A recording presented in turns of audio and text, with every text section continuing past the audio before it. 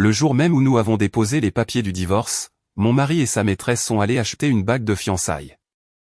Mais au comptoir de la caisse, une seule phrase de la caissière lui a fait blanchir le visage. Considérez-vous renvoyé de votre rôle de femme de ménage glorifiée. Dépêchez-vous de signer ces papiers de divorce.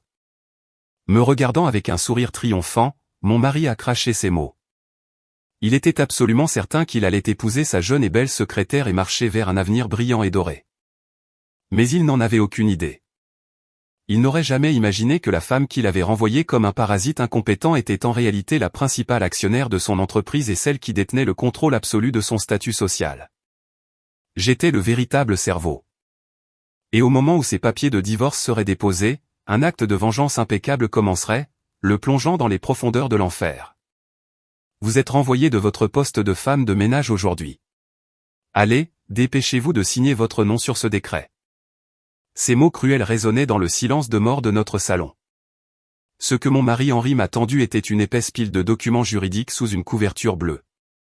Jeté négligemment sur la table basse, l'accord de règlement semblait une lame impitoyable destinée à couper nos 25 ans de mariage en quelques coups de stylo. Un air de victoire étrange et arrogant planait autour de lui. Pourtant, à ce moment-là, Henri n'avait aucune idée du terrifiant déclencheur de destruction qu'il venait d'activer. Dans quelques heures seulement, il serait plongé dans le désespoir le plus profond connu de l'humanité. Une chute catastrophique rapide que même Dieu n'aurait pu prédire l'attendait. Je m'appelle Éléonore. J'ai eu 51 ans cette année. Jusqu'à présent, j'avais consacré toute ma vie à soutenir mon mari. Henri avait démarré sa propre entreprise grâce au soutien financier de l'empire immobilier et d'investissement de ma famille. Aux yeux du public, il était désormais un PDG très compétent, menant une vie somptueuse et réussie. Cependant, il avait depuis longtemps oublié que derrière son succès se cachait le soutien massif et tacite de ma famille et ma propre gestion dévouée en coulisses. Êtes-vous sourde ? Cessez de traîner et signez déjà. Ne croyez pas qu'une femme vieillissante comme vous puisse rester éternellement à la place d'épouse. Henri a claqué sa main sur la table, ne faisant aucun effort pour cacher son irritation. Ses yeux étaient complètement froids, me regardant non pas comme un être humain, mais comme un outil usé. L'ombre douce de l'homme qui, il y a 25 ans, avait juré de marcher à mes côtés même dans la pauvreté, avait entièrement disparu. Tout ce qui restait était le désir laid d'un homme aveuglé par l'argent et le pouvoir, noyé dans son obsession de la jeunesse. Henri, es-tu absolument sûr de ne pas le regretter ? Demandai-je, en gardant ma voix aussi calme que possible. Je sentais une forte constriction à l'arrière de ma gorge, mais je ne pouvais absolument pas lui montrer de larmes maintenant. Dans mon cœur, la tristesse avait déjà été remplacée par une résolution silencieuse et glaciale. Regretter ? Ne me fais pas rire. Pourquoi regretterais-je de divorcer de toi ? Être simplement avec une femme d'âge mûr, sans valeur et sans qualité rédemptrice, diminue ma propre valeur. Désormais, je vais vivre avec une partenaire plus jeune et belle qui me mérite vraiment. Henri laissa échapper un rire vulgaire. La jeune et belle partenaire dont il parlait était Chloé, une femme de 28 ans engagée comme secrétaire exécutive dans son entreprise. Grâce à une agence de détectives privés, je savais déjà tout sur la façon dont il s'était entendu derrière mon dos et s'était faufilé à plusieurs reprises. De plus, j'avais toutes les preuves solides en ma possession que Henri avait détourné des fonds de l'entreprise pour la couvrir de cadeaux. Je comprends. Si vous insistez, je signerai. Je pris calmement le stylo. Sans la moindre tremblement dans ma main, j'apposai ma signature avec une fluidité surprenante. Henri regarda avec une profonde satisfaction l'encre noire s'infiltrer dans le papier. Parfait. L'accord est officiellement conclu. À compter d'aujourd'hui, vous n'êtes qu'une étrangère qui se fait virer de cette maison. Sans même attendre que l'encre sèche, Henri arracha les papiers de divorce. Son visage était tordu d'une pure extase, comme un enfant qui venait de trouver une pile massive d'argent. Faites vos valises et partez d'ici demain. Oh, et naturellement, tout ce qui se trouve dans ce pantouse est mon bien. Prenez juste vos vêtements et disparaissez, me couvrant des insultes ultimes. Henri attrapa sa veste de costume et se précipita vers la porte d'entrée. Il était sans aucun doute parti retrouver sa chère Chloé pour célébrer sa liberté retrouvée. Merci pour le temps que nous avons passé ensemble, Henri. Je te souhaite sincèrement l'avenir que tu mérites, murmurai-je doucement, écoutant le bruit de la porte d'entrée se refermant. Ma voix était étonnamment légère. Seul dans le salon, je déverrouillai immédiatement l'écran de mon smartphone. Je composai un numéro que j'avais enregistré à l'avance. Allô, papa. C'était Léonore. Oui, les papiers sont entièrement terminés. Veuillez passer à la phase suivante exactement comme prévu. Oui, veuillez geler tous les comptes et annuler le statut d'utilisateur autorisé sur toutes les cartes de crédit familiales. Au téléphone, je sentais mon père hocher la tête doucement mais puissamment. L'entreprise que Henri dirigeait maintenait à peine sa trésorerie grâce à des prêts de l'entreprise de ma famille et à de nombreuses cartes de crédit d'entreprise émises à mon nom. La carte or à solde illimité qu'il portait actuellement dans son portefeuille n'était rien de plus qu'une carte secondaire liée à mon compte principal. Comprenant complètement mal ce fait, Henri l'a traité comme une preuve de son propre statut social élite et la passait avec une arrogance accablante. Pendant ce temps, Henri roulait dans les rues dans sa luxueuse voiture de sport européenne, se baignant dans la fraîche brise nocturne. Assise sur le siège passager, rayonnant le doux parfum écœurant d'un parfum de créateur, Chloé souriait d'une oreille à l'autre. « Henri, tu as vraiment divorcé d'elle ? Je suis si heureuse. Maintenant, nous pouvons enfin être ensemble au grand jour. » Chloé s'accrochait au bras de Henri, utilisant sa voix la plus écœurante. Pour elle, Henri n'était rien de plus qu'un sugar daddy pratique qui jetait de l'argent comme de l'eau. Le sac à main de créateur qu'elle tenait était quelque chose que Henri lui avait acheté avec une carte de crédit la semaine dernière. Bien sûr que oui. Je voulais couper les ponts avec cette femme obsolète le plus tôt possible. Désormais, tu es ma vraie femme. Pour fêter ça, allons t'acheter la plus belle bague de fiançailles dans cette boutique de la rue Saint-Honoré dont tu parles. Vraiment, je t'aime tellement, Henri. Chloé a applaudi, s'appuyant lourdement sur son épaule. Se sentant au sommet du monde, Henri a conduit directement vers la rue Saint-Honoré à Paris, où étaient alignées les boutiques de luxe les plus exclusives. Leur destination était un joaillier de renommée mondiale prisé par les célébrités internationales. À l'intérieur du magasin brillamment illuminé se trouvaient des bijoux valant des dizaines et des centaines de milliers d'euros, complètement hors de portée du grand public. Alors qu'ils entraient, un vendeur impeccablement vêtu les a accueillis avec le plus grand respect. « Bienvenue. Quel genre de pièce cherchez-vous ce soir, monsieur ? Montrez-moi la plus belle bague de fiançailles que vous ayez. Quelque chose qui convienne à ma future femme. Ne vous souciez pas du budget. Apportez-moi celle avec le plus d'éclat, » a annoncé Henri à haute voix, s'assurant intentionnellement que les autres clients l'entendaient. Il a sorti son portefeuille et l'a jeté sur le comptoir vitré. Les yeux de Chloé pétillaient alors qu'elle fixait les diamants massifs alignés dans les vitrines. « Oh, Henri, celle-ci est parfaite, un diamant de 3 carats. C'est absolument magnifique. » Elle a désigné une bague d'un éclat aveuglant avec un prix de 35 000 euros. Dans des circonstances normales, c'était un montant qui ferait hésiter n'importe qui. Mais Henri était actuellement débordant d'un sentiment d'omnipotence. « D'accord, nous prenons celle-là. Emballez-la.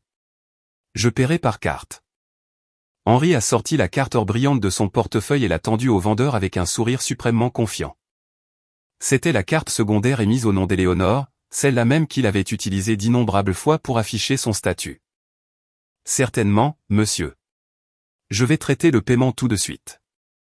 Veuillez patienter un instant. » Le vendeur s'est profondément incliné et s'est dirigé vers la caisse à l'arrière. Henri a passé son bras autour des épaules de Chloé, souriant triomphalement. Une glorieuse seconde vie était sur le point de commencer. Il avait viré son ex-femme inutile, épousé une jeune et belle femme, et régné en tant que l'ultime histoire de succès. Il n'avait absolument aucun doute qu'un avenir radieux l'attendait. Cependant, lorsque le vendeur est revenu de l'arrière-comptoir, son sourire auparavant révérencieux avait complètement disparu, remplacé par une expression troublante et nuageuse. « Monsieur, je suis terriblement désolé. » Le vendeur a parlé avec une extrême prudence, mais son ton avait une pointe glaciale. « J'ai passé cette carte dans notre système, mais elle génère une erreur. Nous ne pouvons pas traiter le paiement. » Un silence glacial a instantanément envahi la boutique. Le sourire confiant a disparu du visage de Henri. Une erreur ? C'est impossible. C'est une carte spéciale sans limite de dépenses. Réessayez. La machine de votre magasin doit être cassée. Henri a élevé la voix, fixant le vendeur. Mais le vendeur a calmement secoué la tête. Non, monsieur. Peu importe combien de fois j'essaie, l'invite vous demande de contacter l'émetteur de votre carte. Il semble que la carte elle-même ait été temporairement gelée. Ou peut-être le compte a-t-il déjà été fermé. Au moment où il a entendu ces mots, une sueur froide et glaciale a parcouru l'échine de Henri. Gelé. Fermé. Il était impossible que quelque chose de tel arrive à sa carte. Chloé a levé les yeux vers Henri avec des yeux anxieux. Henri, qu'est-ce qui ne va pas? Ne me dis pas que tu n'as pas vraiment l'argent. À sa question, la couleur a rapidement quitté le visage de Henri. C'est une sorte d'erreur. C'est impossible. Je suis le PDG d'une entreprise de plusieurs millions d'euros. Il n'y a aucune raison que ma carte soit arrêtée sans raison. La voix en colère de Henri a résonné dans la boutique de luxe. L'atmosphère élégante s'est instantanément brisée, et les riches clients ont jeté des regards irrités et dédaigneux dans sa direction. Le vendeur n'a pas bougé un muscle, mais ses yeux s'étaient clairement transformés en un regard froid réservé aux clients difficiles qui n'avaient pas la capacité de payer. Henri, arrête de crier. Tu m'embarrasses, dit Chloé, affichant un sourire tendu alors qu'elle tirait sur sa manche. Pour elle, il n'y avait rien de plus insupportable que d'être humilié dans un magasin de luxe de la rue Saint-Honoré. Incapable de supporter les regards perçants des gens autour de lui, Henri a fouillé frénétiquement dans son portefeuille. Bon sang, la machine doit avoir un problème. Alors utilisez cette carte. Vous ne devriez pas avoir de plainte avec celle-ci. Ce que Henri a sorti ensuite était une carte noire émise par une autre institution financière haut de gamme. C'était aussi quelque chose dont il se vantait fréquemment comme un symbole de son statut. Cependant, le cœur de Henri battait déjà violemment, sonnant des sonnettes d'alarme dans sa poitrine. Une goutte de sueur froide a glissé le long de sa tempe et est tombée. Le commis a pris la carte avec une efficacité mécanique et l'a de nouveau glissée dans le terminal. Quelques secondes de silence ont été suivies d'un bip électronique stérile qui a retenti comme une explosion dans les oreilles de Henri. « Je m'excuse, monsieur. » Cette carte renvoie également exactement la même erreur. Le système indique qu'elle ne peut pas être acceptée. Les mots du vendeur ont sonné comme une condamnation à mort, brisant complètement la fierté de Henri en poussière. L'esprit de Henri est devenu complètement vide. Il a perdu ses mots. Pourquoi? Pourquoi toutes ces cartes étaient-elles soudainement inutiles? Elles avaient parfaitement fonctionné hier. Les rendez-vous de Chloé, les suites d'hôtels de luxe, il avait tout payé avec ces cartes. Pourquoi, de tous les jours, s'arrêterait-elle de fonctionner à ce moment précis? Pendant que Henri plongeait dans le chaos le plus total, je devrais probablement expliquer un peu la cause profonde. Ma famille et notre relation jusqu'à présent. Ma famille d'origine, les Beaumont, est une lignée célèbre et riche, possédant de nombreux gratte-ciel commerciaux, des complexes d'appartements de luxe et de vastes terrains sur la Côte d'Azur, exploitant une société immobilière et d'investissement historique. Mon père était très connecté dans l'industrie, largement respecté comme le patriarche de l'Empire Beaumont, et un homme qui inspirait une immense confiance. J'ai été élevé dans ce foyer éminent, et j'ai rencontré Henri il y a 26 ans. À l'époque, Henri n'était qu'un modeste employé travaillant dans une petite société de négoce. Il était un orateur habile avec une pointe de mélancolie. Et moi, étant protégée et naïve, j'ai été complètement dupé par lui. Éléonore, j'ai un rêve. Un jour, je veux bâtir ma propre entreprise et faire de toi la femme la plus heureuse du monde. Mais en ce moment, je n'ai ni capital ni connexion. Si seulement j'avais une chance, je jure que je pourrais réussir. Tenant mes mains fermement dans un parc la nuit, Henri parlait passionnément de ses rêves. Touché par son regard sincère, j'ai passé outre les vives objections de mon père et j'ai décidé de l'épouser. N'épouse absolument pas cet escroc beau parleur. La seule chose dans ses yeux n'est pas l'amour pour toi, mais la richesse et le pédigré de notre famille. Avec le recul, les mots froids de mon père avaient percé la vraie nature de Henri avec une précision terrifiante. Mais à l'époque, j'étais aveuglé par l'amour et refusais d'écouter les avertissements de mon père. Papa, s'il te plaît, crois-moi. Henri est vraiment un homme merveilleux. S'il te plaît, aide-le à obtenir les fonds nécessaires pour démarrer son entreprise. J'ai pleuré et supplié mon père d'innombrables fois, le suppliant de financer le démarrage de Henri. Voyant le désespoir pur de sa fille, mon père a poussé un profond soupir et a finalement cédé. Bien, si tu insistes tant, je lui donnerai exactement une chance. Cependant, c'est un prêt commercial. Il doit être remboursé. Et la condition est que toi, Éléonore, tu serviras de garante financière. J'ai accepté joyeusement ces termes. C'est ainsi que l'entreprise de Henri Dynamique, a été créée. Comme capital initial, mon père a fourni un prêt sans intérêt de 500 000 euros. De plus, ils ont obtenu des bureaux dans un immeuble haussmannien de premier ordre à Paris appartenant à la famille Beaumont à un prix incroyablement bas, un tiers de la valeur marchande. Ce n'était pas tout. Les principaux clients de l'entreprise de Henri étaient toutes des entreprises de premier plan que mon père avait personnellement sollicitées simplement parce que Henri était le mari de sa fille. En d'autres termes, l'entreprise de Henri avait simplement profité d'un succès préfabriqué construit sur les fondations solides comme le roc fourni par ma famille. Pourtant, les êtres humains sont des créatures stupides. Une fois que l'entreprise a démarré et que les revenus mensuels ont commencé à dépasser des centaines de milliers d'euros, Henri est tombé dans l'illusion complète qu'il avait réalisé ce succès entièrement seul. Cette entreprise est devenue si grande uniquement parce que mes instincts commerciaux sont supérieurs. Je suis vraiment un génie. La famille d'Éléonore a juste mis un peu d'argent au début. Ils n'ont rien fait depuis. Combien de temps vont-ils agir comme si je leur devais quelque chose? Chaque fois que Henri buvait, il commençait à exprimer ses frustrations à propos de ma famille, et son attitude envers moi se transformait rapidement en quelque chose de froid, de cruel et d'arrogant. Et, Éléonore, que fais-tu exactement assise à la maison toute la journée? Tu peux à peine nettoyer et faire la lessive. Ça me fâche de penser que tu manges de la nourriture payée par l'argent que je gagne. Tu n'es qu'une parasite. Non, considère-toi comme une femme de ménage non rémunérée. Tu devrais être reconnaissante et passer le reste de ta vie à te prosterner devant moi. Henri avait commodément effacé de son esprit la réalité que les fonds opérationnels de son entreprise ne coulaient que grâce aux actifs que j'avais hérités et aux lignes de crédit établies en mon nom. La vérité était que le compte bancaire principal de l'entreprise de Henri se trouvait dans une succursale du Crédit Beaumont, une banque appartenant à ma famille, mon père agissant en tant que garant. De plus, les cartes de crédit à limite élevée dont Henri se vantait n'étaient que des cartes d'utilisateurs autorisées émises sur la base du crédit de la famille Beaumont.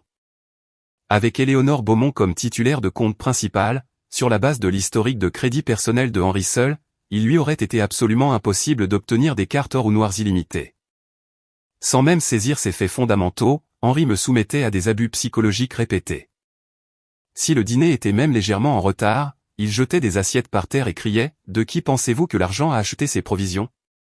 Il a même commencé à parler de ma famille avec une pure rancune, crachant des choses comme « Ce vieil homme têtu devrait prendre sa retraite et me céder l'immobilier. » En raison de notre longue histoire, j'ai désespérément enduré, espérant qu'un jour il se réveillerait et réaliserait ses erreurs. Cependant, il y a environ 6 mois, ma patience a finalement atteint sa limite absolue lorsque j'ai trouvé dans ses poches des reçus d'hôtels inconnus et des preuves d'achat de bijoux de luxe pour jeunes femmes. J'ai engagé un détective privé, et les résultats ont révélé que Henri avait une liaison avec sa secrétaire, Chloé. Mais ce n'était pas tout. Henri détournait les fonds de l'entreprise prêtés par ma famille et utilisait à fond les cartes de crédit à mon nom pour acheter des articles de créateurs pour Chloé et payer le loyer de son appartement de luxe. Éléonore, c'est au-delà de l'horreur. Votre mari ne vous considère que comme un distributeur automatique pratique. Face aux photographies de deux marchands bras dessus bras dessous et aux preuves documentaires d'un détournement de fonds massif remises par l'enquêteur, je n'ai même pas pu verser une larme. J'ai simplement senti l'affection que j'avais pour Henri se fissurer de façon audible et se transformer en glace. J'avais assez enduré. Je suis allé directement au domaine de ma famille et j'ai tout avoué à mon père. Après avoir écouté mon histoire, mon père a parlé d'une voix grave, réprimant sa pure rage. « Éléonore, tu as bien fait d'endurer cela si longtemps, comme je le soupçonnais. Cet homme est pourri jusqu'à la moelle. Je ne pardonnerai absolument jamais au salaud qui t'a tant blessé. Nous l'anéantirons socialement et professionnellement. Commencez les préparatifs. » Les paroles puissantes de mon père m'ont sauvé. À partir de ce moment, nos préparatifs silencieux pour la vengeance ont commencé. J'ai continué à jouer le rôle d'épouse soumise pour que Henri ne se doute de rien. J'ai enregistré ses abus verbaux sur mon smartphone et accumulé encore plus de preuves de son infidélité. J'ai également fait appel à des comptables de premier ordre de l'entreprise de mon père pour obtenir des preuves définitives en coulisses que Henri détournait illégalement des fonds de l'entreprise. Et aujourd'hui, les papiers de divorce que Henri m'avait si confiantis jetés à la figure étaient le signal exact de contre-attaque que nous attendions. Au moment où les papiers de divorce ont été signés et déposés auprès du greffier de la préfecture, Henri et moi sommes devenus légalement des étrangers. Simultanément, cela signifiait qu'il perdait entièrement le droit légal d'utiliser les cartes de crédit de ma famille. Retour à la boutique de luxe de la rue Saint-Honoré. Avec un visage pâle, Henri a sorti son smartphone et a commencé à tapoter frénétiquement l'écran. Qu'est-ce que c'est que ça? Ma banque mobile ne charge même pas. Pourquoi le solde de mon compte courant personnel n'est-il que de 300 €, au cri de Henri. Le sourire a complètement disparu du visage de Chloé. Henri, de quoi tu parles? 300 €? Tu te moques de moi. Ma bague coûte 35 000 €. Ne me dis pas que tu ne peux pas la payer. La voix froide de Chloé a transpercé la poitrine de Henri. Mais ce n'était que le prologue du véritable désespoir que Henri était sur le point d'endurer. C'est impossible. C'est une erreur. C'est forcément une panne de système. Mon salaire de cadre est déposé sur mon compte personnel tous les mois. Il n'y a absolument aucune chance que ce ne soit que 300 €. Henri criait comme un fou à l'intérieur de la boutique de luxe. De grosses gouttes de sueur froide coulaient sur son front et ses cheveux parfaitement coiffés collaient maintenant piteusement à sa peau. Le calme du PDG gagnant qu'il avait il y a quelques instants avait entièrement disparu. « Monsieur, vous dérangez les autres clients. Pourrais-je vous demander de baisser la voix? De plus, si le paiement s'avère difficile, nous ne pouvons malheureusement que vous proposer de mettre cette bague en attente, a annoncé le vendeur d'un ton brutalement froid et robotique. Sous ces mots polis se cachait un mépris clair et tacite, disant à l'homme fauché de partir immédiatement. Mettre en attente? Comment osez-vous prendre un ton aussi irrespectueux avec moi? Je suis le PDG de Henri Dynamique. Je suis Henri Beaumont. Oh, attendez, non. Je ne suis plus un Beaumont. Je suis Henri Leclerc. Henri venait de renoncer au nom de famille Beaumont en divorçant d'Éléonore et était revenu à son nom de famille d'origine. Mais l'homme insensé n'avait pas encore réalisé que revenir à son nom de jeune fille était le déclencheur exact qui le privait de tous ses privilèges. Henri, ça suffit. Tu es complètement pathétique. La voix de Chloé, qui se tenait à côté de lui, était passée de sa douceur sucrée habituelle à un ton glacial qui rampait sur le sol. Elle croisa les bras et le fusilla du regard avec des yeux pleins de pur mépris. Qu'est-ce que tu dis, Chloé? Ce n'est qu'un problème bancaire. Il n'y a aucune chance que je n'ai pas d'argent. Je t'ai acheté ce sac de marque hier, n'est-ce pas? Henri essaya désespérément de l'apaiser, mais Chloé ricana, faisant un pas en arrière. Tu as acheté ce sac avec une carte de crédit, n'est-ce pas? Si tes cartes sont gelées, cela signifie que le paiement de ce sac ne passera probablement pas non plus. Tu ferais mieux de ne pas t'attendre à ce que je le paie moi-même. Si c'est comme ça, je n'ai aucun intérêt pour un homme fauché. Je ne suis sorti avec toi que parce que tu étais un PDG. Pensais que tu n'étais qu'un loser sans le sou depuis le début. Quelle blague de mauvais goût. C'est embarrassant de respirer le même air que toi. Je rentre chez moi. Chloé attrapa le sac de marque que Henri venait de lui offrir et sortit en trombe du magasin. Le bruit aigu de ses talons résonnait agressivement alors qu'elle partait. Écoute-moi, Chloé. Henri l'appela, mais elle ne se retourna même pas. Derrière, dans la boutique, Henri serrait ses cartes de crédit inutiles, entouré des regards glaciaux du personnel et des autres clients fortunés. Bon sang. Pourquoi? Pourquoi est-ce que ça arrive? Reprenant ses cartes au vendeur, Henri s'est pratiquement enfui de la boutique. Les lumières néon scintillantes de Paris illuminaient sans pitié son visage pâle, son cœur battait sauvagement comme s'il était brisé, et son estomac se tordait de douleur. Il se creusait désespérément la tête. Pourquoi toutes ces cartes avaient-elles soudainement cessé de fonctionner? Pourquoi le solde de son compte personnel avait-il disparu? Qu'est-ce qui avait changé entre hier et aujourd'hui? La seule chose qui avait changé était cette femme. L'image de mon visage estampillant calmement les papiers de divorce dans le salon quelques heures plus tôt traversa son esprit. Le calme étrange dans mes yeux. D'habitude, je me recroquevillais devant ces abus verbaux. Mais cette fois, je n'avais pas répliqué une seule fois. J'étais restée là, silencieuse. Cette voleuse. Elle a transféré l'argent de mes comptes sans permission. Pense-t-elle pouvoir s'en tirer en me harcelant comme ça juste parce que c'est une femme au foyer inutile? Oubliant sa rage, Henri sortit son smartphone et composa mon numéro. Ses doigts tremblaient de colère, il se trompa de numéro plusieurs fois avant d'appuyer enfin sur le bouton d'appel. Ça a sonné. Contrairement à son attente que je raccrocherais immédiatement, l'appel s'est connecté étonnamment vite. Allô, Henri. As-tu besoin de quelque chose? Ma voix était étonnamment calme et claire. Ce ton posé n'a fait qu'enrager Henri davantage. Éléonore, qu'est-ce que tu as fait? Ma carte or et ma carte noire sont toutes les deux gelées. Et comment expliques-tu que le solde de mon compte personnel soit tombé à 300 €? Tu as déplacé l'argent sans ma permission, n'est-ce pas? C'est un crime fédéral. Je vais faire venir les flics te traîner tout de suite. Henri a crié à plein poumon dans les rues de Paris, abandonnant tout sens de la honte. Les piétons fronçaient les sourcils et s'écartaient de lui. Cependant, au téléphone, je me suis simplement laissé aller à un petit rire silencieux. Oh, la police. N'hésitez pas à les appeler. Mais ne comprenez-vous pas mal quelque chose, Henri? Malentendu? Ne me faites pas chier. Réactivez mes cartes tout de suite. Je suis dans un magasin de la rue Saint-Honoré avec Chloé. J'ai été complètement humilié à cause de vous. Oh, vous êtes avec Chloé. Mes plus profondes condoléances. Mais voyez-vous, Henri, chaque carte que vous utilisiez était émise au nom d'Éléonore Beaumont, garantie par le patrimoine de ma famille. C'étaient des cartes d'utilisateurs secondaires autorisées. Et à partir d'aujourd'hui, nous avons déposé les papiers de divorce et sommes devenus des étrangers légaux.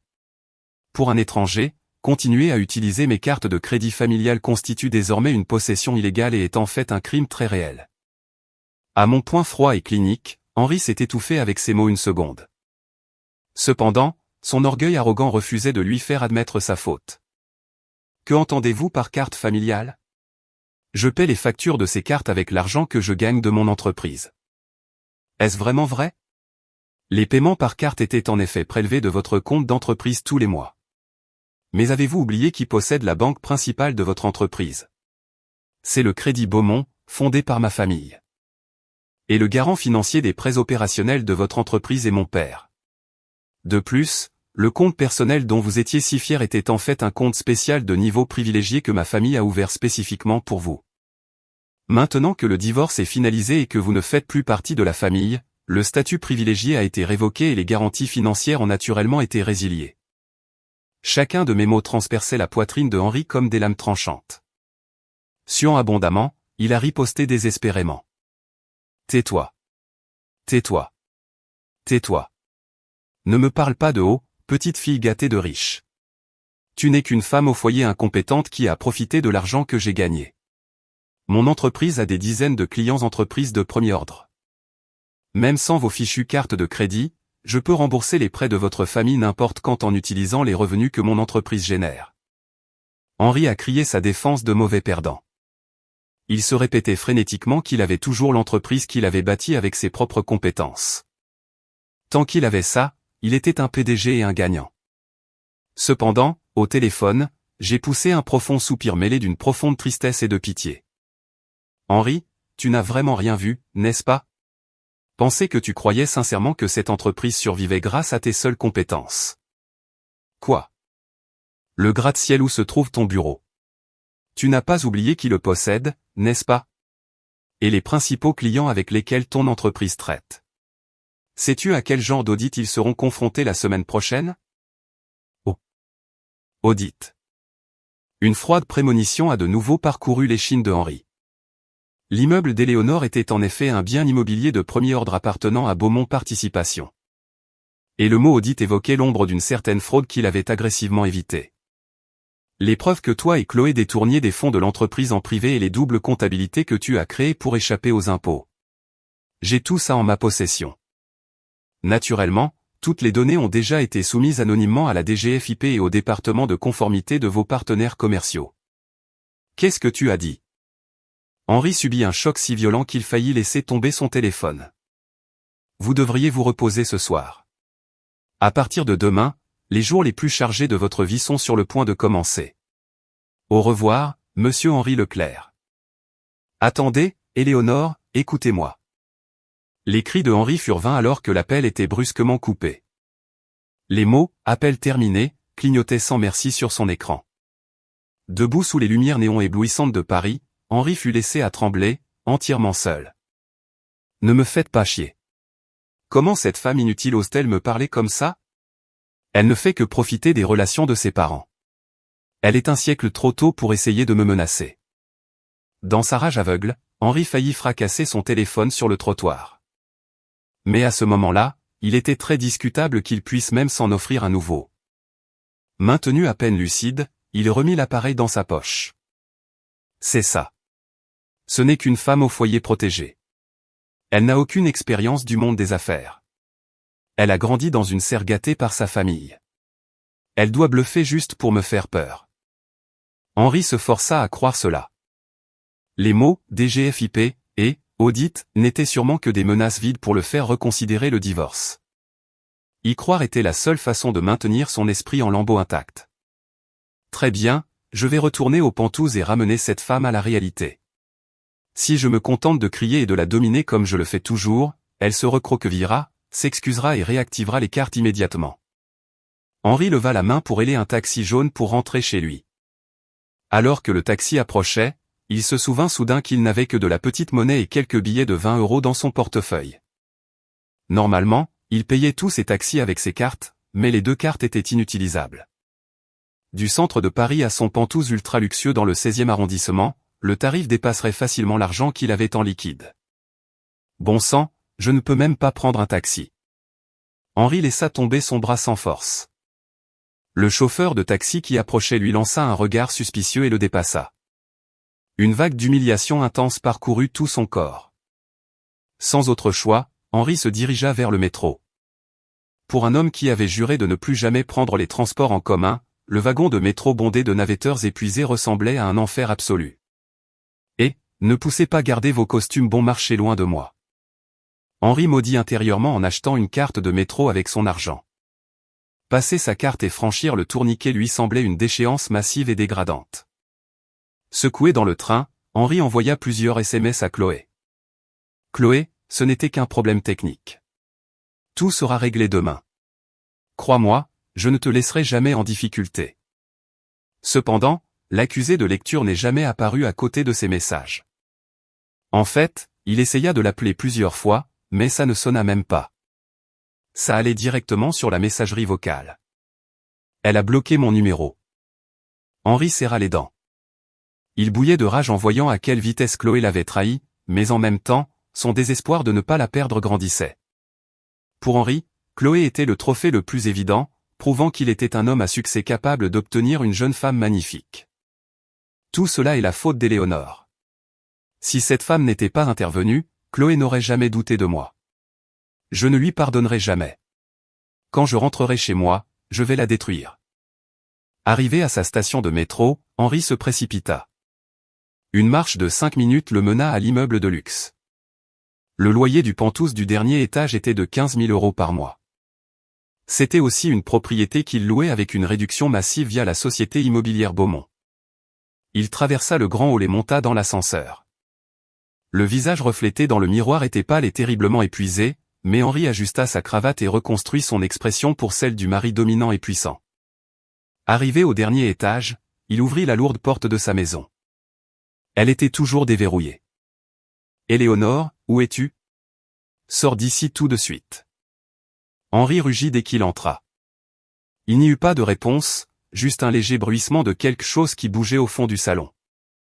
Quand Henri entra en trompe dans la pièce, il trouva Éléonore en train de ranger silencieusement ses vêtements et ses effets personnels dans une grande valise ouverte sur le sol. « Es-tu sourde ? Que veux-tu dire par au revoir ? Que veux-tu dire par audit ?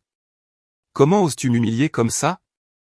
Henri marcha vers Éléonore et frappa violemment du poing la table basse en verre. L'impact fit tomber un verre qui se brisa en 1000 morceaux avec un grand fracas. Cependant, Éléonore ne broncha même pas. Elle se contenta de jeter un coup d'œil au verre brisé avant de reprendre son rangement en silence total. Il n'y avait pas la moindre trace d'émotion sur son visage. Le fait d'être complètement ignoré poussa la colère de Henri au-delà de ses limites. Il commença à lui lancer des insultes ordurières. « Et, tu m'écoutes ? N'ose pas me faire la morale, femme incompétente qui ne sait que profiter de la richesse de sa famille. Tu n'es qu'une femme au foyer vieillissante et sans valeur. Tu n'as aucune compétence particulière. Tu n'as jamais travaillé un jour dans le monde réel. Comment diable comptes-tu survivre seul ? As-tu la moindre idée de l'argent que j'ai gagné pour te nourrir ? La seule raison pour laquelle tu as pu vivre dans ce Penthouse, c'est parce que tu étais marié à un PDG comme moi. Henri déversa chaque mot désobligeant qu'il pouvait imaginer pour rabaisser Éléonore. C'étaient les mêmes insultes usées qu'il utilisait quotidiennement pour me dévaloriser. Tu es un parasite vivant dans le luxe grâce à mon argent durement gagné. Si je n'avais pas ramassé une ordure comme toi, tu pourrirais dans une poubelle à l'heure qu'il est. Ne sois pas arrogante juste parce que les relations de tes parents t'ont offert une vie un peu agréable. Espèce de sangsue. Henri me pointa du doigt, crachant alors qu'il criait. Ces mots étaient emplis d'une malveillance vicieuse destinée à piétiner ma dignité humaine la plus élémentaire. Mais je ne dis pas un seul mot.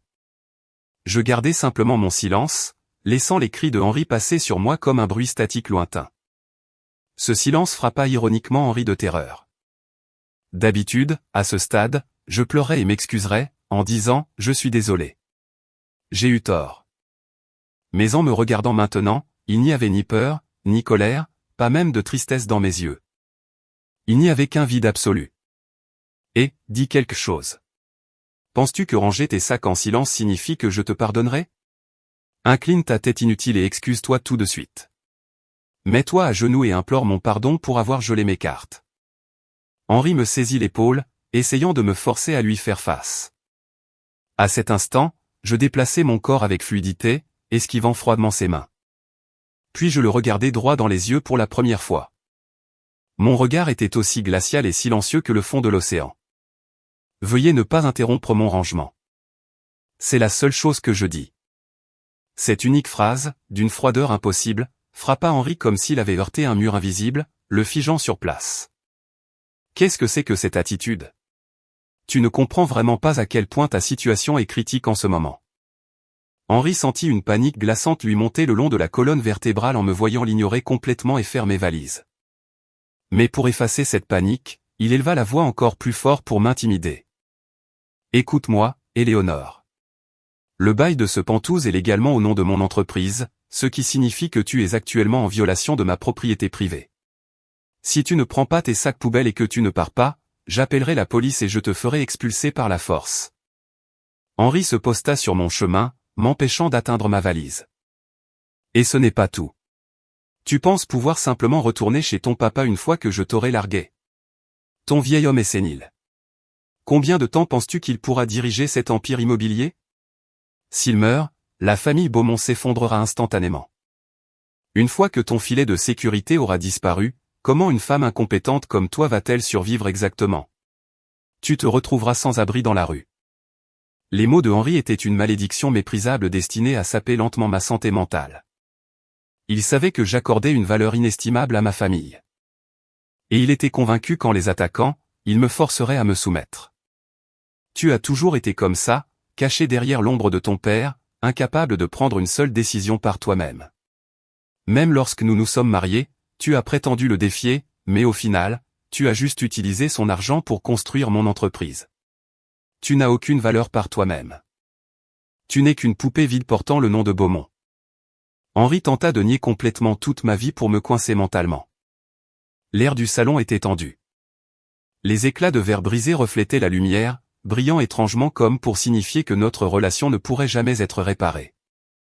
J'ai arrêté mes mouvements un bref instant en écoutant ces abus verbaux intenses. Ne manquant pas cette légère réaction. Henri sourit méchamment, convaincu de sa victoire. Tu as finalement réalisé à quel point tu es impuissante. Au final, sans un homme comme moi, tu ne vaux rien. Juste une coquille vide. Pour me pousser plus loin, Henri se dirigea vers l'étagère du salon. Y reposait une petite boîte à musique suisse antique que j'avais héritée de ma grand-mère quand j'étais enfant. C'était l'un des rares souvenirs irremplaçables symbolisant mon lien avec la famille Beaumont. Et, c'est ton précieux trésor, n'est-ce pas? Henri attrapa violemment la boîte à musique et la lança délibérément de haut en bas dans sa paume, juste devant mon visage. Si tu la veux, appelle ton père tout de suite. Dis-lui, papa, j'ai fait une erreur. S'il te plaît, lève immédiatement les restrictions sur les cartes de Henri et continue de financer l'entreprise comme prévu. Compris? Pose ça. Ma voix trembla légèrement pour la première fois. Cette réaction revigora complètement Henri. Pas question. Tant que tu ne feras pas exactement ce que je dis, je tiendrai ça en otage. Si tu n'appelles pas dans une minute, je vais fracasser cette boîte à musique sur ses éclats de verre brisés et l'anéantir. Henri tenait la boîte à musique en l'air, un sourire sinistre sur le visage. Ses yeux étaient remplis d'une volonté obsessionnelle de me dominer, portant une folie qui suggérait qu'il utiliserait n'importe quelle méthode méprisable nécessaire. Fixant la boîte à musique tenue en hauteur, je sentis une pression écrasante dans ma poitrine. C'était la seule de son genre au monde, remplie de souvenirs de ma grand-mère, et cet homme essayait de la détruire uniquement pour flatter son propre ego. Pendant une fraction de seconde, j'ai sérieusement hésité à appeler mon père. Ne devrais-je pas protéger mes souvenirs plutôt que ma fierté? Henri avait-il raison? Étais-je vraiment une existence impuissante qui ne pouvait même pas protéger un seul objet précieux de ce tyran sans compter sur le pouvoir de ma famille? Le silence régnait dans le salon. Henri attendait avec un visage triomphant que je prenne mon téléphone. 5, 4, 3, Henri commença un compte à rebours froid alors que l'ombre du désespoir menaçait d'envahir mon cœur. Ce ne fut pas mon téléphone, mais le smartphone dans la poche de Henri qui commença à vibrer violemment, résonnant comme une alarme stridente. Henri fit une grimace frustrée.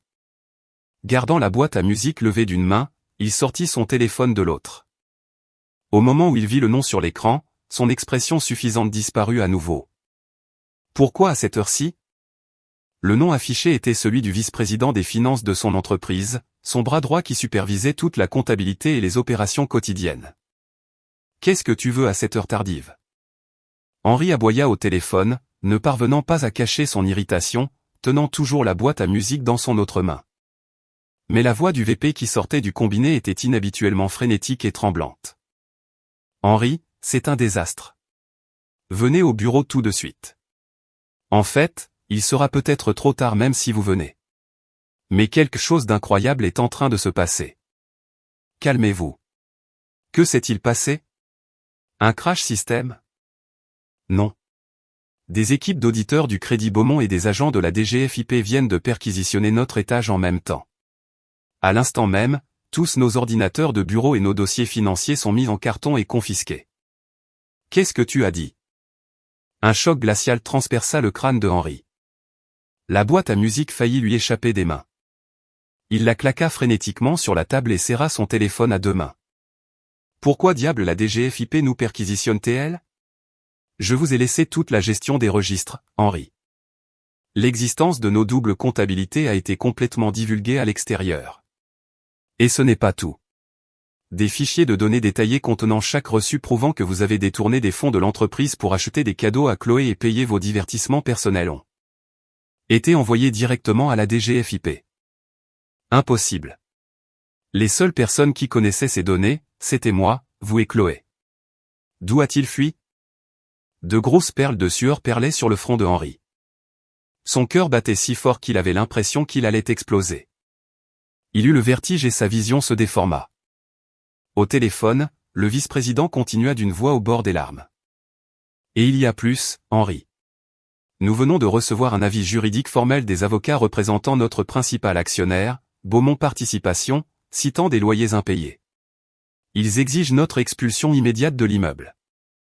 De plus, une facture était jointe exigeant le remboursement immédiat et en une seule fois de 1,2 million d'euros, ce qui correspond aux remises de loyer que nous avons reçues au fil des ans.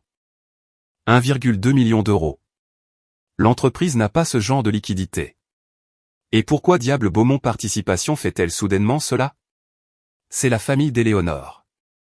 Il n'y a aucune raison que cela leur soit légalement permis de traiter une entreprise affiliée comme ça. Henri criait comme un fou.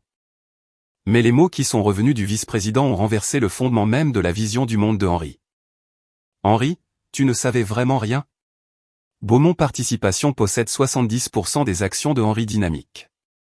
Et l'actionnaire principal de Beaumont Participation, la personne qui détient l'autorité exécutive pratique, est ta femme, Éléonore.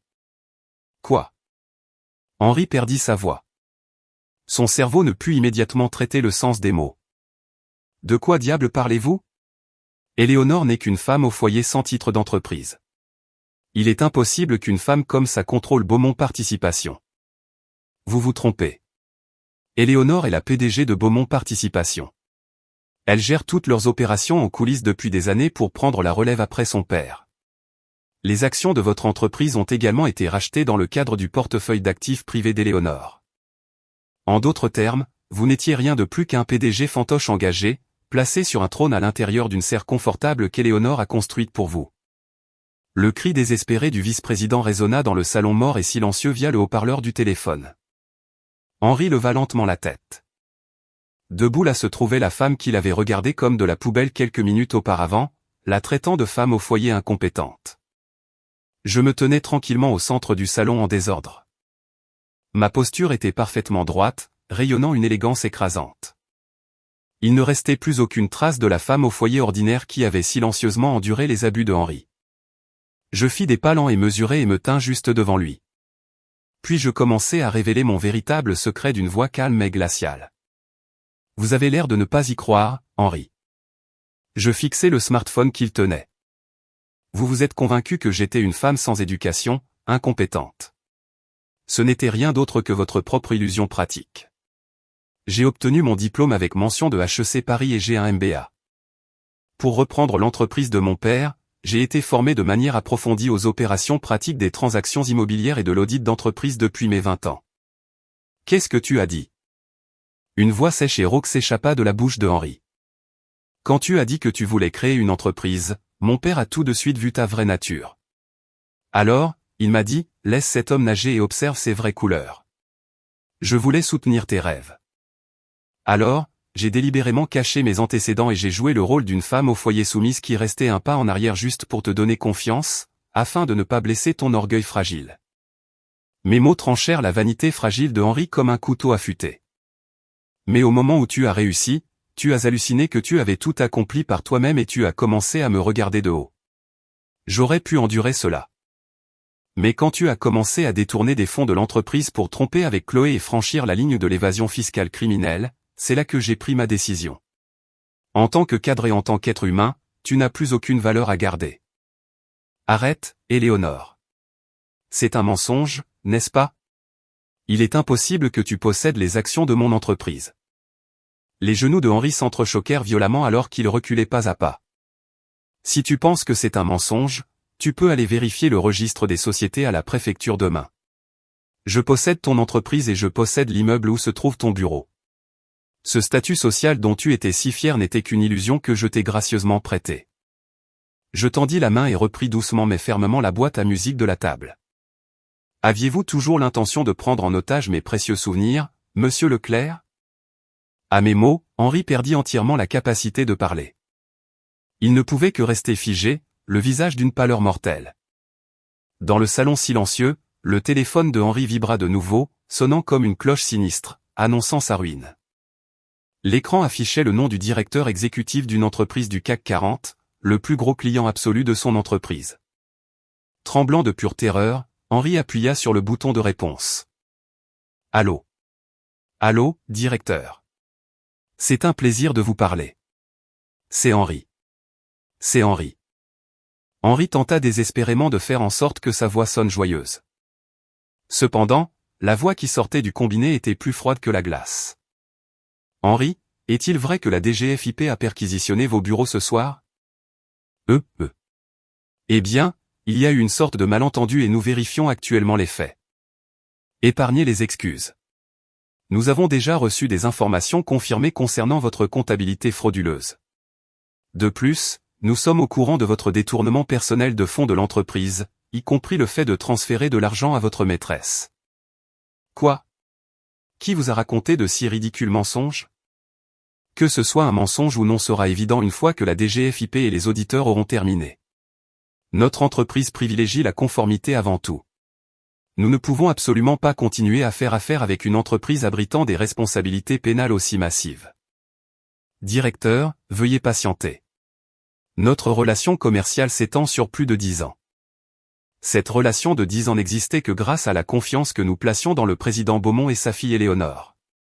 Pensiez-vous honnêtement qu'un individu comme vous avait autant de poids? Notre service juridique vous enverra un avis formel de résiliation de contrat demain. De plus, nous déposerons une plainte pour dommages et intérêts concernant les pertes que notre entreprise a subies en raison de cet incident. Soyez prêts. Au revoir. D'un clic impitoyable, l'appel téléphonique se termina. Le bras de Henri tomba mollement, serrant toujours le téléphone, et il faillit s'effondrer sur place. Perdre leur plus gros client, qui représentait 80% de leurs revenus, plus un procès massif pour dommages et intérêts. Cela ne signifiait pas seulement la faillite de l'entreprise. Cela signifiait que Henri serait personnellement conduit à une ruine financière astronomique. Mais le cauchemar ne s'arrêtait pas là. Son smartphone commença à vibrer rapidement, comme un jouet cassé, émettant des notifications sans arrêt. Digne, digne, digne, digne, digne. Il ouvrit son écran pour trouver un flot incessant d'alertes par email en texte rouge l'informant de paiements échoués. Erreur de carte. Facture de services publics et de télécommunications de bureaux impayés. Erreur de paiement automatique. Paiement de location de voitures de luxe échoué. Avertissement. Paiement de dépenses publicitaires refusées. Campagne publicitaire suspendue. C'était une réaction en chaîne de défauts de paiement, car Henri avait défini les cartes de crédit d'Éléonore comme méthode de facturation automatique pour l'infrastructure de l'entreprise. Au moment où les cartes ont été gelées, chaque fonction de l'entreprise, des services publics au marketing, s'est effondrée simultanément. Comme pour porter le coup de grâce, une avalanche de messages textes de Chloé envahit l'écran. Henri, qu'est-ce qui se passe? La direction de mon immeuble vient d'appeler. Ils ont dit que le chèque de loyer avait été rejeté. Ils m'ont dit que si ce n'était pas payé demain, ils commenceraient l'expulsion immédiate. Qu'est-ce qui va arriver à mes affaires? Tu es vraiment fauché? Réponds-moi, espèce de déchet. Une tempête d'abus verbaux impitoyables de la part de Chloé. Pour elle, Henri n'était rien de plus qu'un portefeuille qui lui offrait un style de vie luxueux. Au moment où elle a réalisé que le portefeuille était vide, pas un seul millimètre de pitié ou de sympathie ne subsistait dans son attitude. Ah! Ah! Un halètement rauque et sans âme s'échappa de la bouche de Henri. Il se saisit la tête et s'effondra sur le sol du salon. L'empire qu'il croyait avoir bâti s'effondrait bruyamment comme un château de sable juste sous ses yeux. Réputation, statut, richesse et la jeune femme. Tout lui échappa en un instant. Pourquoi? Pourquoi tout s'effondre-t-il si vite? Je suis un PDG. Je dirige une entreprise de plusieurs millions. Henri marmonnait les mêmes mots comme un fou délirant, incapable d'accepter la réalité. Je regardais son comportement pathétique avec des yeux glaciaux. Je fermai calmement ma valise, enfilai mon manteau et me dirigeai vers la porte d'entrée. N'est-ce pas évident, Henri, lui dis-je sans me retourner en posant ma main sur la poignée de porte. Ton succès n'était qu'un château de sable. Je t'ai spécialement laissé le construire sur ma propre fondation incassable. Si j'enlève la fondation, l'effondrement est instantané. Éléonore, attends. S'il te plaît, Éléonore. Henri se précipita vers moi sur le sol, ignorant les éclats de verre brisés qui lui transperçaient les genoux et tachaient son pantalon de costume de sang. Il essaya de s'accrocher à mes chaussures. J'ai eu tort. Je suis désolé. L'affaire avec Chloé n'était qu'une erreur de jugement passagère. Je vais couper les ponts avec elle tout de suite. S'il te plaît, réactive les cartes. Dis à ton père de continuer à financer l'entreprise. Si tu ne le fais pas, je vais vraiment tout perdre. Le visage de Henri était un désordre de larmes, de morve et de sueur froide. Il avait l'air si indiciblement misérable qu'il était difficile de croire que c'était le même homme qui m'avait appelé femme de ménage parasite quelques heures auparavant. Je repoussai doucement mais fermement ses mains agrippantes. Il est trop tard, monsieur Leclerc. Nous sommes des étrangers maintenant. Au moment où j'ouvris la porte d'entrée, je vis deux hommes bien bâtis, en costumes impeccables, de l'autre côté. Ils portaient des costumes sombres et fixaient Henri d'un regard perçant. Je suis maître Duval, conseiller juridique représentant mademoiselle Éléonore Beaumont, et voici Julien Moreau, directeur général de Beaumont Participation. Les deux hommes franchirent la porte ouverte, marchant calmement dans le salon derrière moi. Henri, toujours à genoux sur le sol, leva les yeux vers l'apparition soudaine des deux hommes avec des yeux terrifiés. Qui êtes-vous? Vous ne pouvez pas simplement faire irruption chez quelqu'un. C'est une intrusion. Henri cria, forçant une voix tremblante. Mais Julien rejeta le faux bravade de Henri d'un regard froid. Monsieur Leclerc, je crois qu'Éléonore vous l'a déjà expliqué, mais le titre et les droits de bail de ce Pantouse appartiennent entièrement à Beaumont Participation. Par conséquent, en raison de vos loyers impayés et de notre poursuite pour dommages et intérêts concernant votre détournement de fonds d'entreprise, notre cabinet reprend de force cette propriété à compter d'aujourd'hui. C'est vous qui êtes en infraction. » La voix de Julien était grave, mais elle portait un sens de l'intimidation étonnant. Henri déglutit bruyamment, reculant, oubliant complètement les éclats de verre qui lui entraient dans les genoux. « C'est insensé. Je payais le loyer de cet endroit comme une dépense d'entreprise. Ignoriez-vous que la source de ces dépenses était entièrement traitée comme des prêts personnels des comptes privés d'Éléonore à Henri Dynamique ? » Maître Duval sortit un épais classeur de sa mallette et le laissa tomber sur le comptoir. À l'intérieur se trouvait un relevé méticuleusement classé de virements bancaires massifs de mes comptes personnels à l'entreprise de Henri, s'étendant sur plus d'une décennie. Leclerc, vous avez traité Éléonore de femme sans valeur et sans qualité rédemptrice, et vous vous êtes vanté de la nourrir avec votre argent durement gagné, mais la vérité est exactement le contraire. Laissez-nous vous montrer l'étendue des sacrifices qu'Éléonore a fait derrière votre dos pour maintenir votre entreprise en vie. Julien fit un pas de plus vers Henri, le regardant d'un œil glacial. La vérité ? Une voix faible s'échappa des lèvres de Henri. Il y a 5 ans, votre entreprise est tombée dans une escroquerie d'investissement à l'étranger et a subi une perte catastrophique de 3 millions d'euros. Vous vous en souvenez ? À la question de Julien, le visage de Henri se raidit de nouveau. Comment aurait-il pu oublier ? L'entreprise était littéralement au bord de la faillite, et Henri était sur le point de faire une dépression nerveuse, perdant le sommeil toutes les nuits. Oui, je me souviens. Mais à l'époque, j'ai mis du sang, de la sueur et des larmes à développer mon réseau et j'ai miraculeusement obtenu 3 millions d'euros de financement pour survivre à la crise. Mon talent de PDG a sauvé cette entreprise. Henri cria désespérément, s'accrochant à sa gloire passée. Mais Julien secoua la tête sans pitié. Avez-vous vraiment cru que vous aviez réussi à lever 3 millions d'euros en si peu de temps uniquement grâce à votre propre argumentaire de vente ? Monsieur Leclerc, le monde des affaires n'est pas aussi indulgent. Que voulez-vous dire ? Le fonds d'investissement créatif Leclerc, l'entité qui a prêté à votre entreprise ces 3 millions d'euros. Avez-vous déjà essayé, ne serait-ce qu'une fois, d'enquêter sur qui possédait réellement ce fonds ? Henri s'étouffa avec ces mots. À l'époque, il avait été si heureux qu'il n'avait pas eu la capacité de creuser la source de l'argent. Il avait simplement été reconnaissant envers le fonds qui lui avait tendu une bouée de sauvetage. Ce fonds, Monsieur Leclerc, était une entité privée créée du jour au lendemain par Éléonore. Elle a vendu ses propres biens personnels, les terres et les actions précieuses qu'elle avait héritées de sa grand-mère, uniquement pour vous sauver. Au moment où cette vérité fut déclarée, l'air du salon se figea. Henri me fixait avec des yeux qui ne pouvaient comprendre ce qu'il voyait. Ses yeux étaient grands ouverts, sa bouche pendait, comme s'il avait oublié comment respirer. Éléonore a payé 3 millions. Non, c'est un mensonge. Ça doit être un mensonge.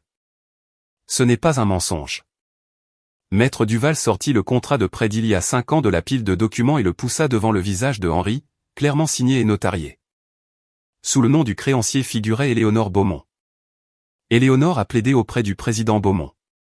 Elle s'est inclinée, le suppliant de vous faire confiance, disant qu'elle ne pouvait pas vous laisser faire faillite. Elle a jeté tout son héritage juste pour protéger votre entreprise. Cette gloire dont vous vous vantiez fièrement d'avoir survécu par votre propre mérite a été entièrement construite sur le dévouement d'Éléonore, au péril de sa vie. Les mots de Julien avaient une puissance explosive suffisante pour briser l'impénétrable forteresse de dissonance cognitive à l'intérieur du cerveau de Henri. Henri saisit le contrat avec des doigts tremblants. Ma signature, mon écriture familière et méticuleuse. C'était la preuve indéniable de la vérité. Éléonore, pourquoi ? Pourquoi ne m'as-tu jamais dit quelque chose d'aussi important ? Demanda Henri d'une voix creuse comme un fantôme. Je ne détournai pas le regard de lui. Je répondis simplement calmement, mes yeux débordant de tristesse, parce que je savais que cela briserait ton orgueil, Henri. Cette seule phrase frappa la poitrine de Henri comme un coup fatal. Tu voulais désespérément croire que tu avais réussi seul. Je savais que si tu découvrais que je t'avais renfloué en coulisses, tu perdrais ta confiance en tant que dirigeant. Alors, j'ai gardé mon secret, décidant de rester la femme au foyer ignorante et impuissante devant toi. Je croyais qu'un jour tu deviendrais un leader vraiment respectable. Je fermai les yeux silencieusement. Henri sentit le sang lui échapper des mains, les rendant glaciales. Comme il avait été stupide. Comme il avait été cruel. Il avait abusé de la vraie bienfaitrice qui avait tout risqué pour le soutenir et le créer, la traitant de parasite, et avait au lieu de cela perdu la tête pour une jeune femme opportuniste. Le poids écrasant de ses péchés priva Henri de ses mots complètement. Alors ça veut dire que tu ne devrais pas m'abandonner maintenant. Connaissant la vérité, quelque chose dans le cerveau d'Henri a définitivement cédé. Au lieu de ressentir un profond remords pour ses péchés, il a basculé dans un renversement de logique incroyablement égocentrique et panique. Ses yeux étaient injectés de sang, son visage tordu de laideur. Tu m'aimais, n'est-ce pas? Tu as dépensé 3 millions d'euros pour sauver mon entreprise parce que tu m'aimais. Alors il n'est pas trop tard. Sauve mon entreprise encore, comme la dernière fois. Ta famille est riche. Quelques millions de plus ne feront pas de mal. Co-signez les prêts. Henri me criait désespérément, comme un méchant s'accrochant à un fil d'araignée en enfer, voyant son affichage honteux. Je ne pouvais retenir mon dégoût absolu. Il ne comprenait toujours pas à quel point il était arrogant, prenant la bonne volonté des autres pour acquise. C'est le devoir d'une femme d'aider son mari en cas de crise. C'est toi qui as fait de moi le PDG d'Henri Dynamique. Et, tu écoutes, Éléonore? Henri tendit à nouveau les bras vers moi, essayant de me saisir les épaules de force, mais une grande ombre s'interposa. Julien Moreau saisit le bras de Henri d'une poigne de fer et le plaqua avec force. Aïe, ça fait mal. Qu'est-ce que vous faites, monsieur Leclerc? Je ne vous permettrai pas de vous approcher d'Éléonore. Reculez. Avec une force physique écrasante, Julien repoussa Henri jusqu'au mur. Son regard était aussi terrifiant qu'une bête sauvage acculant un intrus. Vous n'êtes qu'un employé de Beaumont Participation. Vous pensez pouvoir m'agresser et vous en tirer? Je pourrais vous faire virer demain d'un seul mot agent. Henri aboya ses menaces vides, le dos pressé contre le mur. Mais Julien ne fut pas le moins du monde décontenancé. Il regarda simplement Henri avec pitié. Regardez la réalité, monsieur Leclerc. Réalisez-vous à qui vous parlez? Je suis le directeur général de Beaumont Participation et le subordonné le plus fiable du président Beaumont. Plus important encore, j'ai fait le serment au président de protéger Éléonore pour le reste de ma vie. Je ne laisserai pas un vagabond voleur qui mord la main qui le nourrit toucher un seul de ses doigts. Les paroles puissantes de Julien réchauffèrent le fond de ma poitrine. Après avoir enduré la tyrannie de Henri seul si longtemps, avoir quelqu'un pour me protéger ainsi était un salut incommensurable. Bon sang, tout le monde se moque de moi. Alors que Henri se débattait de frustration, son smartphone sonna de nouveau violemment dans sa poche. Cherchant toute forme de salut, Henri vérifia rapidement l'écran. Cette fois, c'était un appel du directeur financier de son entreprise. Allô, David. Que se passe-t-il? Henri, c'est la catastrophe. Je viens de recevoir un appel d'urgence du Crédit Beaumont. Tous les paiements de revenus attendus de nos principaux clients ont été saisis et gelés par la DGFiP et Beaumont Participation. Qu'est-ce que tu as dit? De plus, comme les comptes sont gelés, nous ne pouvons pas traiter les paiements à nos fournisseurs prévus pour aujourd'hui. Si nous ne parvenons pas à obtenir un minimum de 500 000 € d'ici demain, l'entreprise fera défaut. Henri, s'il vous plaît, trouvez l'argent. L'entreprise va être détruite. Le rapport du directeur sonna comme un cri. Le visage de Henri devint d'une blancheur impossible, tout son corps tremblant violemment. 500 000 € d'ici demain. Pour Henri à ce moment-là. Cela semblait aussi impossible que d'essayer de couvrir la dette nationale. 500 000. Il n'y a aucune chance que je puisse obtenir ce genre de liquidité maintenant. Henri raccrocha le téléphone désespérément et glissa le long du mur, s'effondrant sur le sol. Une terreur pure lui tourbillonnait dans la tête. Que dois-je faire? Que dois-je faire? N'y a-t-il rien que je puisse vendre? C'est ça. J'ai encore mes biens personnels. C'est ça. L'appartement de luxe que j'ai acheté pour Chloé et la voiture de sport de luxe que je conduisais. Si je les vends tout de suite, ils rapporteront au moins 350, peut-être 400 000 €. L'acte de propriété de l'appartement de Chloé est dans le coffre-fort de mon entreprise. Si je le vends pour gagner du temps, je peux survivre à cela, marmonna Henri, les yeux brillants de folie, comme s'il avait trouvé un seul fil d'espoir dans l'abîme. C'était une idée d'une bassesse dégoûtante de vendre l'appartement qu'il avait acheté pour Chloé sans sa permission juste pour sauver sa propre peau. Mais en l'écoutant, j'ai laissé échapper un rire triste et doux. C'est inutile, Henri. Tu ne peux pas vendre cet appartement ni cette voiture. Quoi? Pourquoi? Cette voiture est au nom de l'entreprise, et j'ai acheté cet appartement pour Chloé. Non, je suis la garante du contrat de location de cette voiture, et au moment où les paiements ont été rejetés, la société de leasing a déjà commencé les procédures de reprise. La dépanneuse sera probablement là pour la récupérer demain. Quant à l'appartement de Chloé, j'ai payé cet appartement en espèces, et la source de cet argent provenait des fonds que ma famille a prêtés à votre entreprise. Par l'intermédiaire de Maître Duval, nous avons déjà déposé une injonction auprès des tribunaux prouvant que les fonds d'achat ont été illégalement détournés de l'entreprise, complétant le gel des actifs. En bref, légalement, ni vous ni Chloé ne pouvez vendre cette unité ni même continuer à y vivre. Face à la cruelle réalité que je lui livrais, le dernier fil d'espoir de Henri se rompit avec un bruit sec. Henri ne pouvait même plus former de mots. Il restait là, pâle, piégé dans une panique totale.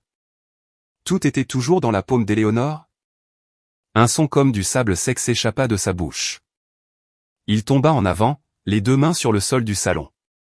Incapable de bouger, ses yeux étaient flous, fixant un point unique, terrorisé.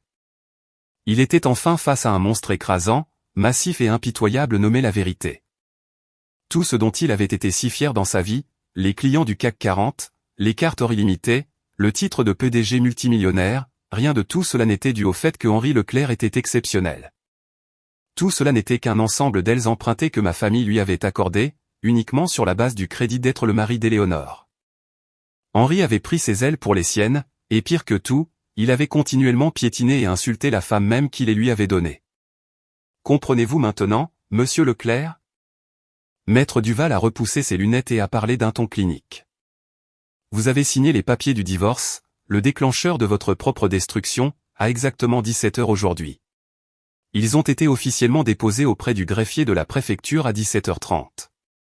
En conséquence, votre relation familiale avec les Beaumont a été légalement, complètement et définitivement rompue. Par conséquent, nous avons immédiatement initié la résiliation de tous les contrats, le rappel de tous les prêts et le gel de toutes les cartes de crédit. Il s'agit d'une exécution parfaitement légale et rapide de procédure standard.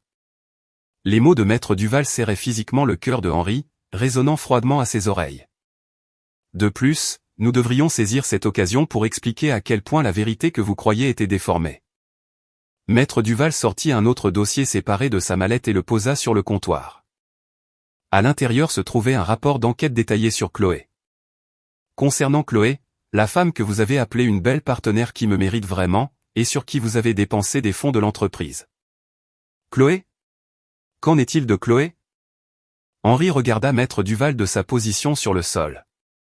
Ses yeux suppliaient de ne plus entendre de mauvaises nouvelles. Elle n'est pas la femme pure et dévouée que vous pensez. Notre enquête a révélé que tout au long de sa relation avec vous, elle était fortement impliquée avec un autre homme. Quoi? Un autre choc violent secoua le corps de Henri. Son partenaire était Marc Dubois, le vice-président exécutif d'Azur Entreprises, le plus grand concurrent et rival de votre entreprise. Chloé a eu une relation physique avec Marc pendant des années. Pour elle, vous n'étiez rien de plus qu'un sugar daddy secondaire pratique pour lui acheter des articles de créateurs. Les documents présentés par Maître Duval contenaient des dizaines de photographies d'une clarté cristalline de Chloé, bras dessus bras dessous avec un homme plus âgé, souriant joyeusement alors qu'ils entraient dans un hôtel de luxe. Les horodatage correspondaient aux jours exacts où Henri avait menti en disant qu'il était occupé par le travail, affirmant qu'il rencontrait secrètement Chloé. Non, c'est un mensonge. Chloé m'a dit qu'elle m'aimait. Elle a promis que nous nous marierions et commencerions une nouvelle vie ensemble. Henri cria follement, attrapant les photos pour les examiner. Mais le sourire que Chloé montrait à Marc sur les photos était bien plus doux et semblait bien plus sincère que tout ce qu'elle lui avait jamais montré. Ce n'est pas tout. Cette fois, Julien prit la relève calmement. Tous les sacs de marque de luxe, les bijoux et les montres haut de gamme que vous avez achetés pour Chloé avec les fonds de l'entreprise. Elle les remettait à Marc ou les liquidait dans des magasins de prêteurs sur gage haut de gamme contre de l'argent. Le total, nous l'avons confirmé, dépasse 500 000 €. Elle blanchissait régulièrement les dépenses de votre entreprise directement sur ses propres comptes d'épargne secrets. Ah, un cri qui n'avait plus aucun sens s'échappa de la bouche de Henri. Toujours tenant les photos, il s'effondra complètement. L'avenir brillant qu'il avait tenté d'obtenir en jetant son épouse fidèle de toute une vie n'était rien de plus qu'un système d'exploitation minutieusement orchestré par une jeune maîtresse. Chloé n'aimait que l'argent et le statut de Henri. Et au moment où elle réalisa que ses ressources s'étaient taries, elle l'abandonna sans la moindre hésitation. Henri avait rejeté Éléonore, la seule personne au monde qui se souciait vraiment de lui du fond du cœur, et avait au lieu de cela étreint avidement le serpent venimeux qui le menait à sa destruction. Cette vérité cruelle et ironique fut projetée clairement et sans pitié dans l'esprit de Henri. Éléonore. Éléonore. Pleurant de vraies larmes, Henri se traîna vers moi, tombant à genoux et s'accrochant désespérément à mes jambes. Le verre brisé lui entaillait les genoux et les tibias, faisant couler du sang rouge sur le tapis. Mais il s'en fichait. J'étais un idiot. J'étais fou. Je me fiche de Chloé. Je ne la reverrai plus jamais. Alors s'il te plaît, Éléonore, donne-moi une autre chance. Je t'aime du fond du cœur. S'il te plaît, ne m'abandonne pas. Les grognements inesthétiques et les cris désespérés de Henri résonnaient creux dans le salon silencieux. Mais sa voix ne provoqua plus le moindre frisson dans mon cœur. Je continuai simplement à le regarder d'un œil froid et inébranlable. C'est un mensonge, n'est-ce pas? Dis-moi que c'est un mensonge, Éléonore. Pourquoi? Pourquoi me traites-tu comme une ennemie? Poussé au désespoir par mon regard glacial, les émotions de Henri court-circuitèrent finalement, le plongeant dans un état de frénésie pure. Son attitude passa rapidement de supplication pathétique à une colère violente et à des accusations de victime odieuse. Tous les hommes du monde ont des liaisons. C'est pratiquement un rite de passage. Juste parce que j'ai été un peu distrait par une autre femme, tu vas effacer 25 ans de mariage et m'assassiner socialement? Es-tu un démon sans cœur? Saignant du front, le visage ruisselant de larmes, Henri me pointa du doigt et hurla, rejetant complètement ses propres fautes. Il essayait désespérément de protéger son ego en me dépeignant comme une méchante froide et impitoyable. Toi. Tu m'as gâté parce que tu m'as gâté. Je me suis laissé emporter. Quand l'entreprise était en difficulté, tu m'as juste donné 3 millions d'euros en secret. C'est pourquoi j'ai halluciné que je l'avais gagné moi-même. Je suis devenu comme ça parce que tu te cachais toujours en arrière-plan, cachant la vérité. C'est toi qui m'as trompé et qui as tendu ce piège. C'était un rejet de faute scandaleusement incohérent. Il insistait en fait que sa tromperie, ses détournements de fonds et son évasion fiscale étaient entièrement de ma faute, celle de sa femme. Face à cette excuse infantile et pathétique, Julien poussa un profond soupir de dégoût total. Monsieur Leclerc, ça suffit de blâmer votre propre faiblesse et votre stupidité sans fond sur les autres. Arrêtez d'exposer votre nature pathétique. C'est embarrassant pour un homme qui était autrefois à la tête d'une entreprise. Tais-toi. Tais-toi. Que savez-vous, vous? Je suis monté ici grâce à mes propres compétences. Je n'accepterai pas les leçons de parasites comme vous qui ne faites que vous accrocher à la fortune des Beaumont. Henri cria comme un fou, attrapant des coussins du canapé et les lançant, se préparant à se déchaîner. Mais à cet instant précis, son smartphone sonna de nouveau d'une sonnerie inquiétante. C'était le vice-président des Finances. Henri répondit d'une main tremblante. EVP, la DGFiP est partie?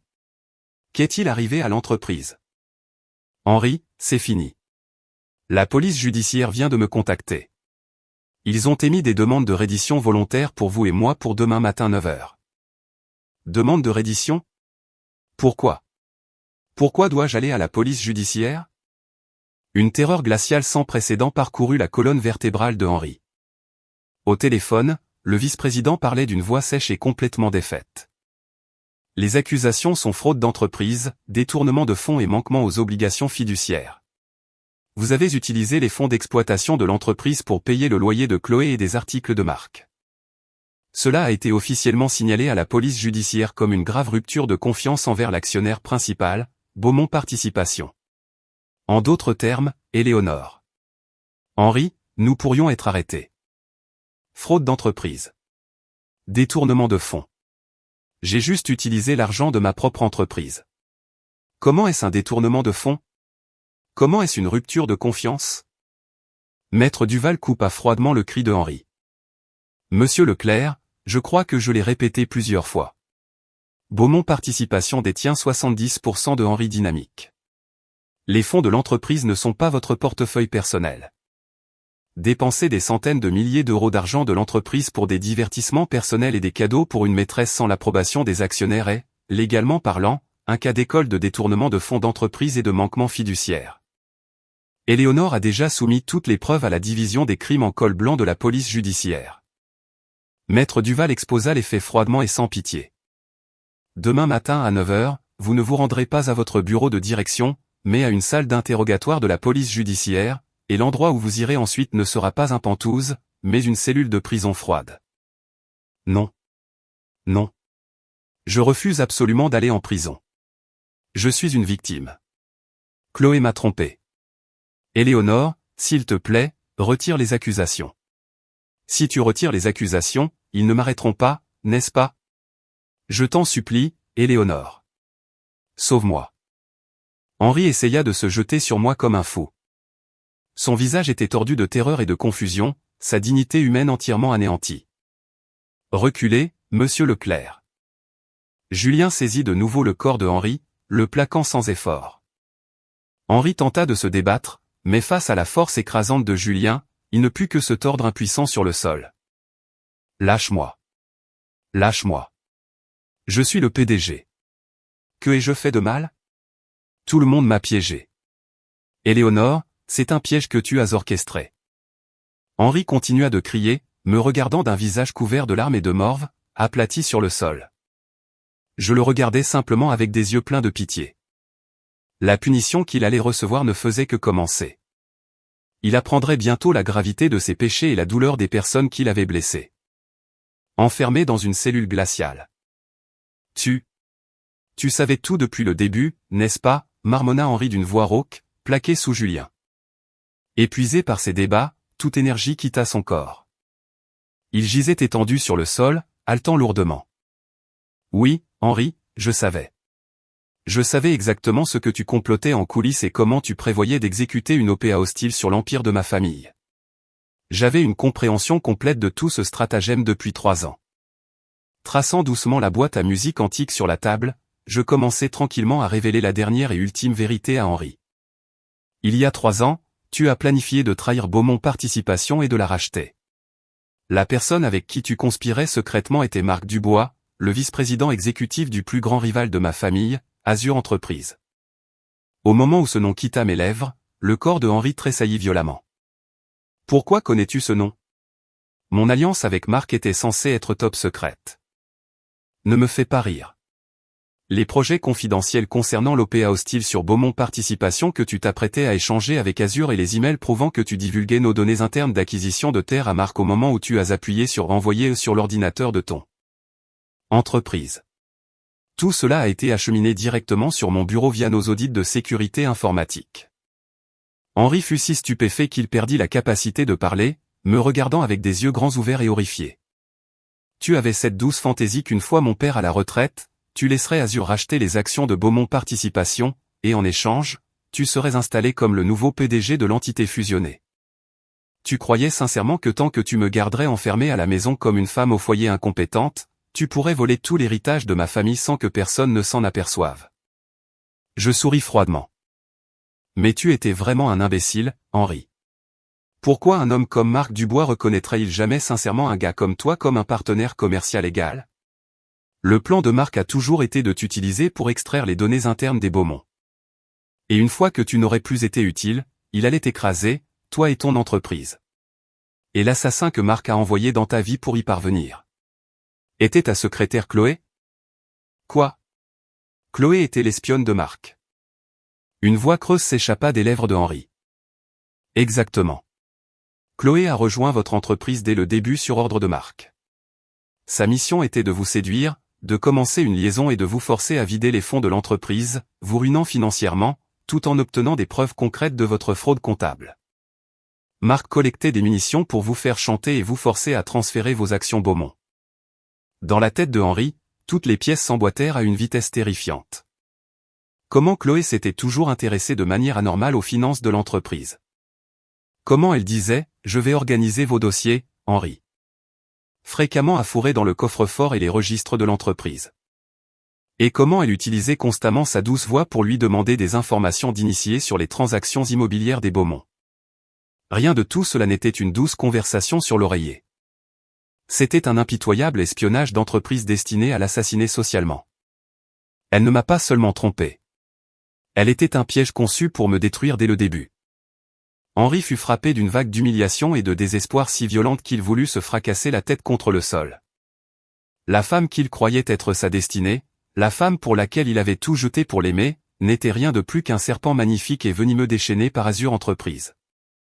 Mais vous savez, Henri, je fis un pas de plus vers lui livrant la vérité ultime et inébranlable. Pensiez-vous vraiment que je ne remarquerais pas le petit stratagème d'Azur? Oh, j'ai vu clair dans le plan de Marc d'utiliser Chloé pour vous contrôler dès le premier jour. C'est exactement pourquoi je ne l'ai délibérément pas arrêté. En fait, j'ai tranquillement observé depuis l'ombre comment Chloé drainait vos fonds et accumulait des preuves de votre fraude, m'assurant que toutes ces preuves étaient conservées. J'ai inversé le piège que Marc vous avait tendu, le transformant en une arme pour détruire Marc lui-même et Azur Entreprise. À mes mots, Henri fut entièrement muet. Une toile de stratégie massive et méticuleusement tissée qui dépassait de loin sa compréhension. Henri, Chloé, et même Marc Dubois d'Azur. Ils n'étaient tous que des marionnettes dans la paume de ma main. J'étais le véritable cerveau de l'entreprise. Demain matin à 9h, vous ne serez pas le seul à vous rendre à la police judiciaire. Marc d'Azur sera également arrêté simultanément pour complot en vue de commettre une fraude et délit d'initié. Et naturellement, Chloé sera également poursuivie au niveau fédéral en tant que complice de détournement de fonds d'entreprise. La conspiration méprisable que vous avez tous fomentée pour voler l'héritage de ma famille est devenue le parfait aller simple, vous envoyant tous en prison fédérale. Je mis doucement la boîte à musique dans mon sac à main. Henri ne pouvait même plus verser de larmes. Réalisant que son intellect n'atteignait même pas mes chevilles, et que l'avenir radieux qu'il avait envisagé n'était entièrement qu'un piège que j'avais scénarisé pour sa descente aux enfers. Il ne pouvait rien faire d'autre que de plonger dans l'abîme du désespoir absolu. Jean, Monsieur Beaumont, s'il vous plaît, aidez-moi. Au moment où une autre ombre apparut dans l'entrée du salon, Henri se précipita vers la silhouette comme s'il s'accrochait à une dernière bouée de sauvetage. Debout là se trouvait mon père, Jean Beaumont, le fondateur de Beaumont Participation, un homme exerçant une influence absolue dans l'immobilier parisien. Bien qu'il ait 78 ans cette année, sa posture était parfaitement droite, ses yeux brillant de la même lumière vive que dans sa jeunesse. Henri tomba à genoux aux pieds de mon père, tendant les deux mains. Monsieur Beaumont. Éléonore est. Éléonore essaie de me piéger. Elle vole mon entreprise et me livre à la police judiciaire. S'il vous plaît, dites à Éléonore d'arrêter. J'ai travaillé d'arrache-pied pour la famille Beaumont. Henri supplia désespérément à travers ses larmes. Mais mon père ne jeta même pas un coup d'œil à Henri qui se prosternait à ses pieds. Il me regarda simplement, parlant d'une voix grave et chaleureuse. Éléonore, tu as enduré longtemps. Tu as fait un travail incroyable. Avec cela, notre famille et toutes les impuretés qui ont infiltré notre groupe d'entreprise ont été parfaitement purgées. Oui, papa. Merci de m'avoir donné la liberté d'agir comme bon me semblait. Je m'inclinai profondément devant mon père. Ce n'est qu'alors que mon père posa un regard froid et impitoyable sur Henri. C'était un regard plus froid que celui qu'on pourrait poser sur un caillou au bord de la route. Henri, j'entends dire que tu as traité ma fille, Éléonore, de parasite incompétente et que tu l'as traitée comme une ordure. Non, ce n'était qu'un lapsus. Je tiens à Éléonore du fond du cœur. Silence. Vos excuses ne valent pas un souffle. Le rugissement de mon père domina instantanément l'air du salon. Henri fut complètement submergé par l'autorité pure. Sa bouche s'ouvrait et se fermait sans mots. La plus grande erreur de votre vie a été de ne pas voir la vraie valeur et les capacités d'Éléonore. Éléonore n'est pas seulement la PDG de Beaumont Participation. Elle est la haute dirigeante qui supervise la gestion d'actifs de tout notre groupe d'entreprises. Et elle occupe simultanément le poste de chef d'auditeur au Crédit Beaumont, la banque principale de votre entreprise. C'est un véritable génie financier. Les mots de mon père frappèrent Henri comme la foudre. Chef d'auditeur dans une grande banque, une position de pouvoir absolu, capable de décider à elle seule du sort de tout prêt d'entreprise ou de toute opération commerciale. La seule raison pour laquelle les prêts de votre entreprise ont été traités sans problème toutes ces années, c'est parce qu'Éléonore agissait en coulisses en tant qu'auditeur, couvrant votre gestion incompétente et forçant les approbations. Prenant cela pour votre propre talent et osant traiter votre véritable bienfaitrice de parasite. Cela transcende la comédie et entre dans le royaume de la pure pitié. Mon père sortit un document de la poche de son manteau et le jeta devant le visage de Henri. À 18 h aujourd'hui, une réunion extraordinaire des actionnaires de Henri Dynamics s'est tenue par résolution écrite. Henri Leclerc, à compter d'aujourd'hui, vous êtes officiellement révoqué de votre poste de PDG. C'est impossible. C'est mon entreprise. C'est moi qui l'ai fait grandir. Henri arracha l'avis de licenciement du sol, criant follement. Cependant, sur ce document étaient clairement apposées les signatures de l'actionnaire majoritaire, Beaumont Participation, et mon propre nom, accompagné d'un sceau notarial. C'est la décision de l'entité détenant 70% des actions. Légalement, vous n'avez pas le moindre droit de contester cela. Quant au nouveau PDG, mon père désigna Julien qui se tenait à côté de moi. Le directeur général Julien Moreau prendra la relève. Henri Dynamics sera entièrement restructuré en une filiale à 100% de Beaumont Participation sous la direction de Julien. Dans l'entreprise que vous pensiez avoir construite, il n'y a pas le moindre espace pour vous. Pas question. Julien prend ma place de PDG. Henri leva les yeux vers Julien. Julien offrit à Henri un salut silencieux mais puissant. Monsieur Leclerc, votre ère a pris fin de manière permanente à cet instant précis. Désormais, Éléonore et moi allons reconstruire cette entreprise en une entreprise vraiment solide. Veuillez prendre votre temps pour vous repentir de vos nombreux crimes dans une froide cellule de prison. Les mots de Julien furent la mort finale de Henri. Désormais, son statut de PDG, sa fierté de success story, l'entreprise qui portait son nom, tout lui fut parfaitement et complètement arraché en un instant par les personnes qu'il avait le plus méprisées, et par Julien, l'homme en qui j'avais confiance. Pourrait-il y avoir un renversement de destin plus total ? Serrant son avis de licenciement, Henri ne pouvait même plus crier. Le visage couvert de larmes et de morve, il n'eut d'autre choix que de sombrer au plus profond du désespoir. Éléonore, ne pars pas. S'il te plaît, ne me laisse pas seul. Henri, serrant le papier froissé, rampa pathétiquement vers mes chaussures. Son visage était maculé de sang de son front, de larmes et de morve. Il ne restait plus aucune trace du PDG charismatique. Il n'était qu'un homme misérable et pitoyable s'accrochant à moi dans une tentative désespérée d'échapper à sa propre ruine. Mais à ce moment-là, ding-dong, ding-dong, ding-dong, l'interphone du Pantoux sonna sans relâche au milieu de la nuit. Henri tressaillit, ses épaules tremblantes, fixant l'entrée depuis sa place sur le sol. Julien se dirigea tranquillement vers le foyer et ouvrit la porte. Debout là se trouvaient plusieurs hommes solidement bâtis en coupe-vent sombre. Dans leurs mains, ils tenaient des badges de la police judiciaire et un mandat d'arrêt fédéral estampillé en rouge. Henri Leclerc, nous sommes de la division des crimes en col blanc de la police judiciaire. Nous avons un mandat d'arrêt contre vous pour fraude d'entreprise et détournement de fonds. Vous venez avec nous. La voix froide des agents résonna dans le salon. Pourquoi maintenant ? Mon avocat n'a même pas été informé. Vous ne pouvez pas simplement faire irruption ici au milieu de la nuit. Henri recula en criant de panique. Maître Duval repoussa ses lunettes et parla calmement. Monsieur Leclerc, il a été établi que vous représentez un risque de fuite important, susceptible de tenter de quitter le pays avec Chloé pour cacher des fonds offshore. Notre cabinet a soumis des journaux de communication indiquant une telle intention directement au bureau il y a peu de temps. L'exécution d'un mandat d'arrêt immédiat est une précaution parfaitement standard dans de telles circonstances. Au mot de Maître Duval, Henri laissa échapper un cri de désespoir. Tout avait été parfaitement contrôlé par nous en coulisses pour s'assurer qu'il ne puisse pas s'échapper. Très bien, debout, monsieur Leclerc. Deux agents saisirent Henri par les bras des deux côtés, le tirant du sol avec force avec un claquement métallique froid. Des menottes furent solidement attachées à ses poignets. Fixant les menottes à ses poignets, Henri resta figé dans un état de stupeur, comme si son âme avait quitté son corps. Mais son cauchemar n'était pas encore terminé. Alors que les agents l'escortent vers l'entrée, les yeux de Henri aperçurent une autre silhouette menottée.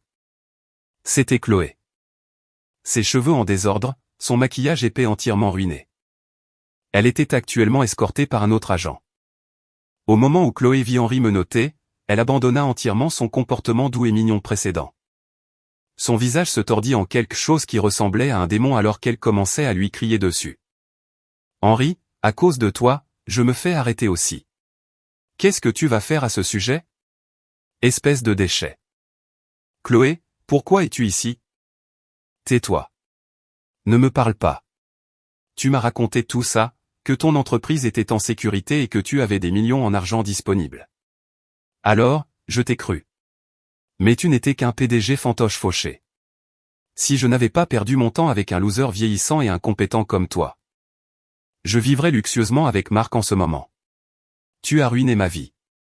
Va pourrir en enfer. Le barrage incessant et vulgaire d'insultes de Chloé. Pour elle, Henri n'était qu'un portefeuille jetable, et la seule émotion qui tourbillonnait dans sa poitrine était une haine furieuse d'être arrêtée à cause de ce portefeuille. La laideur pure de sa vraie nature, et la malveillance nue dirigée contre lui, frappa Henri d'un choc violent qui lui donna l'impression que sa poitrine était déchirée. La femme qu'il avait tout jeté pour aimer était vraiment aussi hideuse et impitoyable. Cette vérité porta le coup fatal final à l'esprit brisé de Henri. Hug. Owa. Henri se serra la tête et laissa échapper un cri fou. La réalisation à quel point tout ce qu'il avait fait était stupide et vide le poussa au bord de la folie. Alors que Henri était conduit vers l'ascenseur par les agents, je l'interpellai d'une voix calme mais glaciale qui résonna dans tout le salon. Monsieur Henri Leclerc. Henri tressaillit, me regardant avec des yeux pleins de désespoir persistant. Je le regardai droit dans les yeux et prononçai le verdict final le plus ultime et le plus satisfaisant pour toutes les insultes qu'il m'avait infligées.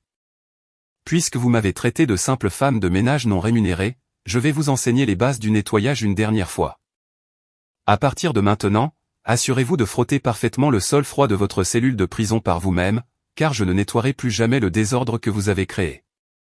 À mes mots d'adieu impitoyables et magnifiquement ironiques, Henri perdit complètement la capacité de parler. Éléonore. Éléonore. Henri n'arrêtait pas de crier mon nom comme un fou alors qu'il était poussé dans l'ascenseur. Le cliquetis métallique de ses menottes et ses cris pathétiques furent entièrement coupés du monde au moment où les lourdes portes de l'ascenseur se refermèrent. Tout ce qui restait dans le salon, c'étaient les éclats de verre brisés et la pile de documents éparpillés que Henri avait transformés en vieux papiers sans valeur.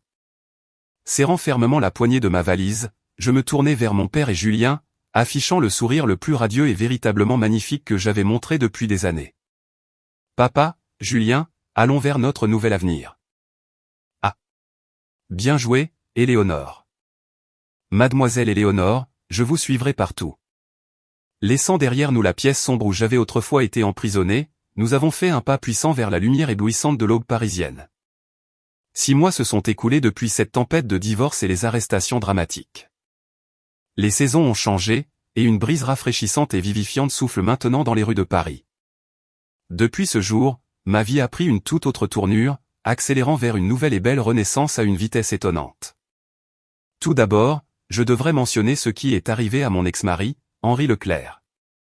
Après son arrestation, Henri a été officiellement inculpé par le ministère de la Justice et la DGFiP pour fraude d'entreprise, détournement de fonds et évasion fiscale.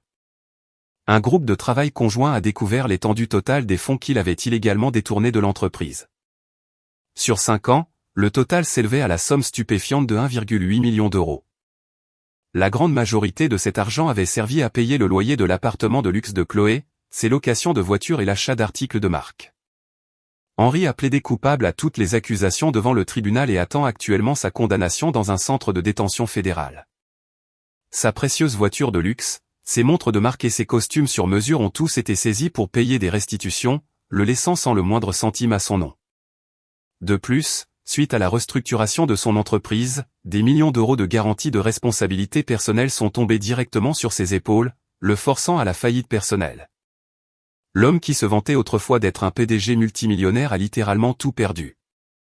Il passe maintenant ses journées à regarder des murs froids, consumés par le regret. Pendant ce temps, la femme qui l'a trompé et utilisé, Chloé, a également été inculpée en tant que co-conspiratrice dans le détournement de fonds et pour son rôle dans le réseau de délit d'initiés d'Azur Entreprises. Elle est actuellement derrière les barreaux, faisant face à de sévères interrogatoires de la part des procureurs fédéraux concernant la fraude fiscale. Les actifs qu'elle avait dissimulés à Marc Dubois ont été entièrement confisqués, et la vie glamour dont elle rêvait s'est terminée en ruine totale. Marc Dubois, le vice-président d'Azur Entreprises, a également été évincé et accusé de fraude d'entreprise. Azur a complètement perdu sa crédibilité sur le marché. Le cours de ses actions a chuté et elle subit actuellement une acquisition hostile de facto par notre propre Beaumont Participation. En fin de compte, chaque méchant qui avait comploté pour voler l'héritage de ma famille a été détruit par le poison même qu'il avait semé, sans qu'aucun ne trouve le salut. Quant à l'ancienne entreprise que nous avons récupérée, Julien Moreau, l'homme en qui j'ai toute confiance, a pris les fonctions de nouveau PDG. Dès sa prise de fonction, Julien a entièrement réformé les pratiques comptables obscures que Henri avait laissées derrière lui, a présenté des excuses sincères à nos partenaires commerciaux et a rapidement exécuté un plan de restructuration. Les jeunes employés talentueux, désormais libérés de l'influence toxique de Henri, prospèrent et démontrent leur véritable potentiel. Bonjour, PDG. Lorsque j'ouvris la porte du bureau du PDG au dernier étage du siège social de Beaumont Participation, baigné par la lumière vive du matin, Julien, le nouveau président de la filiale, m'attendait avec son sourire habituel, doux mais fiable. Bonjour, Julien. Avez-vous les documents pour la réunion du conseil d'administration d'aujourd'hui? Je pris les documents posés sur mon bureau et les parcourus rapidement. Il ne restait plus aucune trace de la femme au foyer ordinaire dans mes mains. Les cheveux tirés en arrière, vêtu d'un tailleur de créateur parfaitement ajusté, je courais à toute vitesse chaque jour pour me forger un nouvel avenir en tant que PDG de Beaumont Participation. Parfaitement préparé, Éléonore. Comme on pouvait s'y attendre d'une major de HEC Paris. J'apprends de nouvelles choses de vous chaque jour, dit Julien, taquinant légèrement, mais avec un profond respect. Oh, arrête de me taquiner, Julien. La seule raison pour laquelle j'en suis arrivé là, c'est parce que toi et mon père m'avaient soutenu et cru en moi. Je regardais par la fenêtre le panorama de Paris, exprimant ma gratitude sincère. Pendant 25 ans, je me suis caché dans l'ombre d'Henri, consacrant entièrement ma vie à soutenir sa vanité de PDG. Il y a eu de nombreux jours et nuits douloureux où j'ai été soumise à des mots blessants. Mais en y repensant maintenant, je réalise que toutes ces expériences étaient des épreuves nécessaires pour me transformer en la femme plus forte et plus sage que je suis aujourd'hui. Tu as bien fait, Éléonore. Du canapé à l'arrière du bureau, mon père, Jean Beaumont, me regardait avec des yeux chaleureux et hocha profondément la tête. Ayant officiellement remis le poste de PDG à moi, il agit maintenant en tant que président, veillant sur moi d'un pas en arrière. Tu es la nouvelle lumière de la famille Beaumont. Je suis vraiment content que tes talents n'aient pas été anéantis par un homme aussi misérable. Merci, papa. Je promets de faire de cette entreprise un endroit encore plus incroyable qui pourra apporter du bonheur à tant d'autres personnes. Je serrai fermement la main de mon père. Sa main semblait un peu plus petite qu'avant, mais sa chaleur était exactement la même que lorsqu'elle me protégeait enfant. Je touchai doucement la petite boîte à musique suisse antique posée sur le coin de mon bureau. C'était le souvenir de ma grand-mère que Henri avait pris en otage et menacé de briser par terre. Je remontai doucement la clé.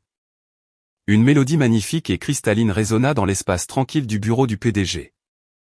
La mélodie semblait effacer toutes les souffrances du passé, bénissant l'avenir brillant qui ne faisait que commencer. Quel que soit votre âge, vous pouvez toujours recommencer. Même si vous êtes trahi et profondément blessé par quelqu'un d'important pour vous, tant que vous ne renoncez jamais à croire en vous-même, vous pouvez absolument saisir le vrai bonheur de vos propres mains. Plissant les yeux contre le soleil éclatant du matin qui inondait la fenêtre, je fis un pas profond et confiant vers un avenir nouveau, beau et lumineux.